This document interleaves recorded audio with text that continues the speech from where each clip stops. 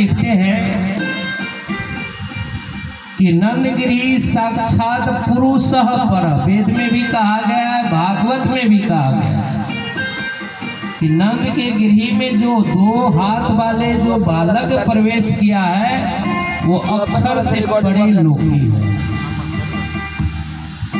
अक्षरधाम है, उस ब्रह्मधाम के एक अंतस्कर आत्मा ही अक्षरधाम है, जहाँ पर 24,000 बाल स्वरूप रहते कुमारिका। वो बाल स्वरूप द्वारा, अक्षरधाम द्वारा ये सृष्टि की निर्माण होता है। ये 14 लोग और ये 14 लोग, ये जो क्या कहते हैं 24,000 कुमारिका नित्य दर्शन करने के लिए 9 लाख चौल की परिक्रमा करके केलपुट होके चांदनी चौक आते, जहाँ के जिसको कहा गीता में भगवान ने यद गत्वा निर्वन्ति तद धाम परमम, क्योंकि संस्कृत शब्द है कि वो मेरा धाम है। कृष्ण ने कहा कि अर्जुन मेरा वो धाम है, वहां मैं निवास करता हूं, लेकिन मेरी प्रतीक्षाया और लोक में भी लीला करते। देखिए वैकुंठ में भी क्या कहते हैं, गोलोक में भी भगवान कृष्ण है, जो वैकुंठ कृष्ण कहते हैं। इसलिए कृष्ण में 3 भेद लीला है। तीर्था लीला कृष्ण में, तो ये जो स्वरूप आज जो कल प्रसंग में आए, कहा वासुदेव गृही साक्षात पुरुष पर, जो अक्षर से परे जो जिसको परमधाम कहा गया है, वो बालक लीला करने के लिए आए। कहाँ? काल माया के ब्रह्मांड में। और काल माया के ब्रह्मांड में वर्ज लोक बनते, जो अक्षर द्वारा बनाए जाते हैं। वहां पर नंद जसोदा वासुदेव देवकी है, और वो लीला प्रतीक्षाया ब्रह्मांड। जैसे अभी जो आप कोई भी नाटक करते हैं तो कैसेट बनता है, और कैसेट बन के प्रतीक्षाया लोग देखते हैं। इसी तरह से पूर्ण ब्रह्म परमात्मा जो लीला किया, उसकी प्रतीक्षाया ब्रह्मांड ये लोक में करते, ये मृत्यु लोक में, जिसको ये मथुरा और वृंदावन कहते हैं। और ये सबली, ये जो 14 लोक ब्रह्मांड है, ये महाचार प्रलय है। जो महाप्रलय में ये 14 लोक के नाश कहा जाता है। कृष्ण कन्हैया लाल की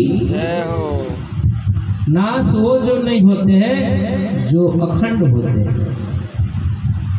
इसलिए कृष्ण को भेद सब कहते कि कृष्ण के आगे लीला आएंगे,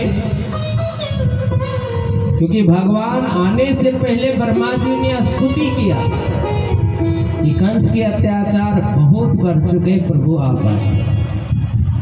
तो भगवान ने आए, और आने के बाद में वासुदेव जी ने उस बालक को लेके नंदगिरी में प्रवेश करते हैं। रात्रि समय है, जमुना जी प्रकट हुई है, और जमुना जी को चरण छुआए भगवान, और छुआ के कहाँ गए? नंदगिरी में प्रवेश किए। जसोदा मैया के घर में प्रवेश होते ही देखा वहां पर एक सुंदर कन्या। क्योंकि ये बात को किसने कहा? क्योंकि भगवान चतुर्भुज में दर्शन दिए थे वासुदेव देवकी को। भगवान विष्णु ने 4 भुजा, वो सारे घटना बताए कि आपको इस तरह से लीला करना है, कराना है। क्योंकि इस बालक को आकाशवाणी हुआ था कि मथुरा में ही भगवान प्रकट होंगे, देवकी की 8वां संतान। तो भगवान ने क्या किया? 7वां गर्भ को हस्तांतर रोहिणी गर्भ में करके 8वां में भगवान आए। और इससे पहले भगवान ने कहा कि योग माया को तुम तन धारण, कन्या रूप में आए। और भगवान क्या किए? प्रकट होकर नंद घर में प्रवेश करते हैं और वासुदेव जी उस बालक को छोड़कर कन्या को लेकर पुनः मथुरा आते हैं। और मथुरा में आने के उपरांत जो ही कारागार में प्रवेश होते हैं तो हथकड़ियाँ लग जाती है। कृष्ण कन्हैया लाल की जय हो। ये संसार भी हथकड़ी है। ये संसार में जो भी वस्तु हम देखते हैं क्या है? माया ही है।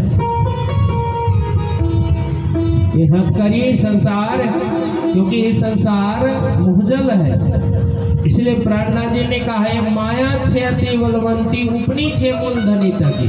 प्राणनाथ जी की गुजराती भाषा वाणी है कि माया छेती बलवंती उपनी छे मूलधनी तकी, क्योंकि माया बहुत बलवान है और माया को जीतने के लिए हमें कृष्ण रूपी भक्ति की जरूरत पड़ता है। सुखदेव जी महाराज कहते हैं कि हे राजा हरि, क्या कहते हैं? राजा परीक्षित, तुमने भी माया में विवश हो गया। अहम आ गया कि मैं राजा।